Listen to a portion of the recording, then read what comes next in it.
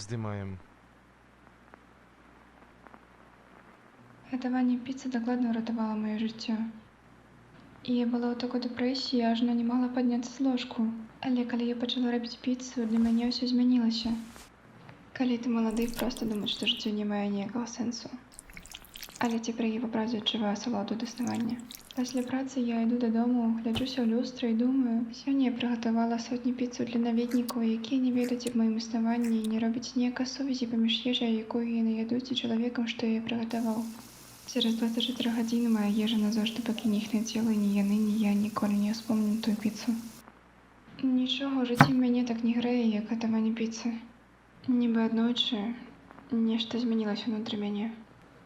Вы можаце глядзець на гэта як на лёс ці прыроцтва, але ў кожным разе гэта адно і тое ж. Калі ўначы я плюшчу вочы і мару, у сваіх снах я раблю піцу. І калі раніцай я прачынаюся, я думаю, сёння я маю рабіць гэта зноў. Гатаванне піцы — гэта ўсё, што я маю. І гэта ў мяне не забраць.